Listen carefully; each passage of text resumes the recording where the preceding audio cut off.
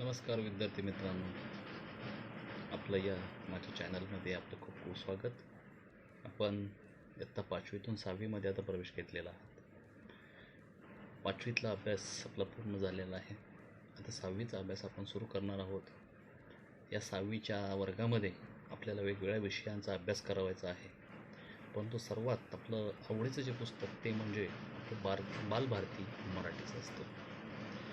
या पुस्तकामध्ये वर्षभरामध्ये आपल्याला खूप छान छान अशी माहिती घ्यायची आहे.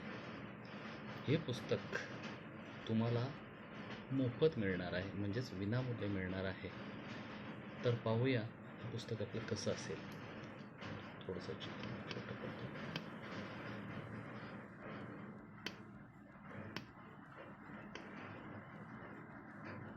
हे पहा, हे आपल्या मराठी बालभारतीचं पुस्तक आहे. पुस्तकावरती लिहिले एका कोपऱ्यामध्ये आपल्याला दिसतंय विनामूल्य वितरणासाठी मराठी बालभारती इयत्ता 6वी.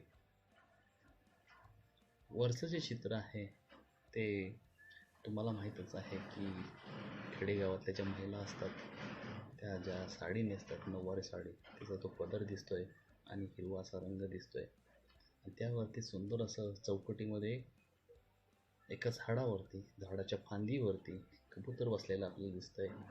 आणि त्या कबुतराचा रंगसुद्धा फार असा सुंदर असा मनमोहक असा रंग आपल्याला दिसतोय. तर अशा प्रकारे हे पुस्तक आपल्याला वर्षभरामध्ये अभ्यास करायचं आहे. आता वर्षभर अभ्यास करण्यापूर्वी आपल्याला या पुस्तकामध्ये नेमकं काय आहे, पुस्तकामध्ये आपल्याला काय अभ्यास करायचा आहे याची माहिती होणं गरजेचं आहे. तर प्रथमतः पाहूया, आपण पुस्तक उघडल्यानंतर आपल्याला अनुक्रमणिका पाहायला मिळते. अनुक्रमणिका याचा अर्थ हा एक चेहराच असतो की तो या पुस्तकामध्ये काय आहे हे दाखवत असतो. आता पहा, यामध्ये एकूण 4 भाग आहेत. किती भाग आहेत? एकूण 4 भाग आहेत. या 4 भागामध्ये पहिला भाग, दुसरा भाग, तिसरा भाग आणि चौथा भाग, अशा प्रकारे 4 भागामध्ये आपल्याला वर्षभरामध्ये अभ्यास करायचा आहे. भाग 1 मध्ये आपण पाहू शकतो, आपण थोडंसं झूम करून बघूया. हे पहा, या ठिकाणी पहिला पाठ आहे ते म्हणजे एक स्फूर्तिगीत आहे, बलसागर भारत हो. साने गुरुजींनी सुंदर असं हे स्फूर्ती देणारं असं गीत आपल्याला सुरुवातीला शिकायचं आहे. त्यानंतर दुसरं आहे सायकल म्हणते मी आहे ना, म्हणजे सायकल बोलते आपल्याशी. सायकल आपल्याला माहिती सांगते, माझा जन्म कसा झाला, मला कोणी बनवलं. तर ही माहिती या पाठामध्ये आपल्याला अभ्यासाला मिळणार आहे. त्यानंतर तिसरा पाठ आहे तो म्हणजे डॉक्टर कलाम यांचे बालपण. जे माजी राष्ट्रपती आता सध्या हयात नाहीत, म्हणजे ते कैलासवासी झालेले आहेत, असे डॉक्टर APJ अब्दुल कलाम यांचं बालपण कसं गेलं, त्यांनी कशा हाल अपेष्टा सोसल्या आणि त्यातून शिक्षण घेऊन राष्ट्रपती किंवा शास्त्रज्ञ म्हणून त्यांनी जी मजल मारली, याबद्दलचं वर्णन या पाठामध्ये आपल्याला दिलेलं आहे. त्याचबरोबर पुढचा पाठ आहे चौथा, गवत फुला रे गवत फुला. ही एक कविता आहे. कवयित्री इंदिरा संत यांनी सुंदर असे ही कविता आपल्याला दिलेली आहे आणि आपण याच्यावरती चालसुद्धा सुंदर लावलेली आहे, तीसुद्धा आपल्याला अभ्यासाला भेटणार आहे. त्यानंतर 5वा पाठ आहे बाकी 20 रुपयाचं काय. तर याचे लेखक आहेत बाबाराव मुसळे. पुढचा पाठ आहे पण थोडा उशीर झाला. पण थोडा उशीर झाल्यामुळं काय प्रकार घडला, तो आपल्याला या पाठामध्ये संदीप हरी नाझरे हे जे लेखक आहेत, या लेखकांनी सुंदर अशी माहिती आपल्याला या पाठाच्या माध्यमातून अभ्यासासाठी दिलेली आहे. त्यानंतर 7वं आहे आपले परमवीर. म्हणजे आज आपण घरामध्ये किंवा आपण गावामध्ये सुरक्षित आहोत, परंतु सीमेवरती जे जवान आपल्या देशाचं रक्षण करत असतात, तर ते आपल्या जीवाची पर्वा न करता त्या ठिकाणी आपल्या मातृभूमीची सेवा करत असतात, रक्षण करत असतात. मग अशा लोकांना परमवीर चक्र दिलं जातं, त्यांचा सन्मान केला जातो. अशा प्रकारचं आपले परमवीर या पाठामध्ये आपल्याला माहिती मिळणार आहे. त्याचबरोबर दुसरा भाग आता पाहूया. दुसऱ्या भागामध्ये आपण पाहू शकतो 8 क्रमांकावरती माय नावाची कविता आहे. सुंदर अशी कविता आहे आणि या कवितेचे कवी आहेत स. ग. पाचपुते. त्यानंतर पुढचं आहे 9वा पाठ आहे तो आहे वारली चित्रकला. डॉक्टर गोविंद गारे यांनी या वारली चित्रकलेमधून जी आपले संस्कृतीचा जो वारसा आहे तो जपण्याचा प्रयत्न केलेला आहे. पूर्वीच्या काळी कशी कला होती, त्या लोकांच्या मध्ये कशी कला होती हे दाखवण्याचा या पाठातून त्यांचा एक हेतू आहे. पुढचा पाठ आहे सुगंधी सृष्टी. आपली सृष्टी कशी सुगंधी आहे, सुंदर आहे, आणि हेच आपल्याला या सुगंधी सृष्टीच्या माध्यमातून लेखक आहेत ना. ग. गोरे यांनी आपल्याला अभ्यासासाठी दिलेला आहे. त्यानंतर पुढचा पाठ आहे माझ्या आज्यानं पंजानं. माझ्या आज्यानं पंजानं काय काय केलेलं आहे हे कवितेतून आपण शिकणार आहोत. आणि ही जी कविता आहे, सुंदर अशी कविता आहे, ही लिहिलेली आहे शंकर अभिमान कसबे नावांच्या कवीने. पुढचा आहे पाठ मला मोठं व्हायचं आहे. मला मोठं व्हायचं आहे, आणि मोठं कसं व्हायचं आहे, काय काय जिद्द असेल माझ्यामध्ये, किंवा काय मला पुढं करायचं आहे, किंवा मला कसं मोठं व्हायचं आहे याचं वर्णन आपल्याला या पाठामध्ये बघायला मिळणार आहे. आणि याच्या लेखिका आहेत प्रियवंदा करंडे. त्यानंतर भाग 2 मधला शेवटचाच पाठ म्हणजेच 13वा पाठ आपली सुरक्षा आणि आपले उपाय. आपली सुरक्षा कशा प्रकारे करायची किंवा त्यासाठी उपाय कोणते असावेत याची माहिती या पाठामध्ये आपल्याला बघायला भेटणार आहे. पुढचा भाग आहे म्हणजे भाग 3, 14वा पाठ आहे आता उजाडेल. आता उजाडेल ही एक कविता आहे. मंगेश पाडगावकरांनी सुंदर अशी कविता आपल्याला अभ्यासासाठी दिलेली आहे. त्यानंतर 15वा पाठ आहे तो म्हणजे बालसभा.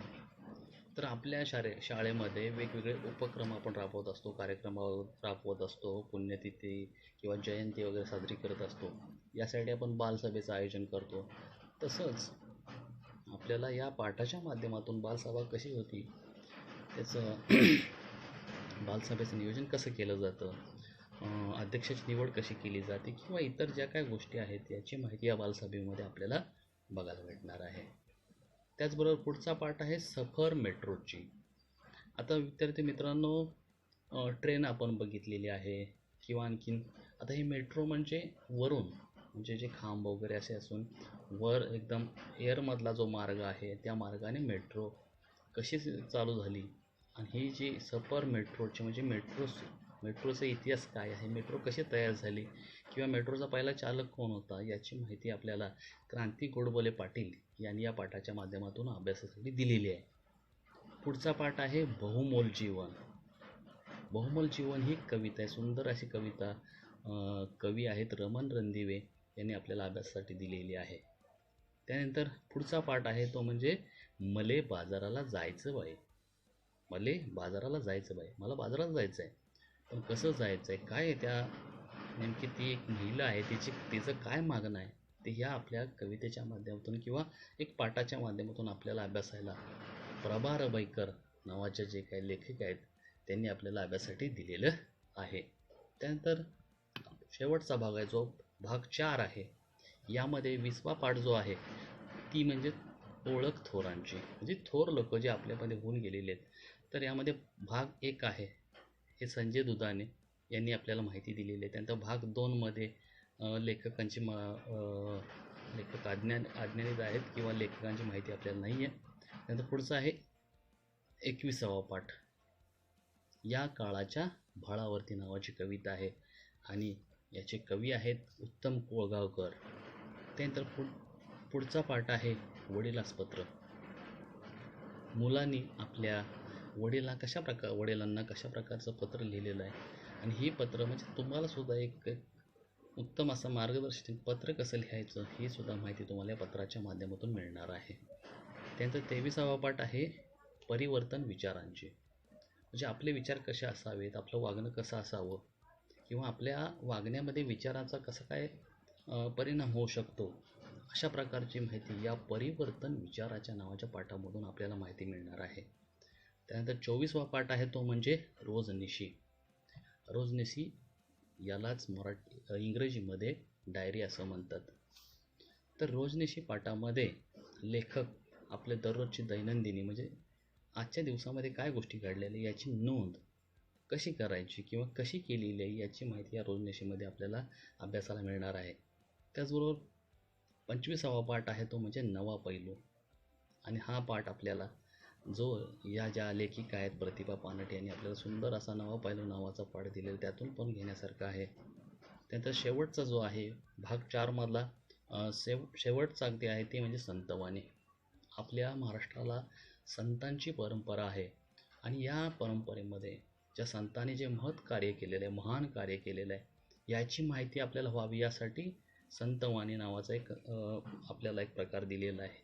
त्याच्या माध्यमातून आपल्याला संत बहिणाबाई यांचं आपल्याला माहिती बघायला भेटणार आहे. त्याचबरोबर संत निर्मळा यांचीसुद्धा आपल्याला माहिती मिळणार आहे. त्यानंतर फादर थॉमस स्टीफन्स असे या 3 संतांची माहिती आपल्याला या 6वीच्या वर्गामध्ये बालभारतीचं जे आपलं पुस्तक आहे किंवा मराठीचं जे पुस्तक आहे याच्या माध्यमातून आपल्याला अभ्यास करायचा आहे.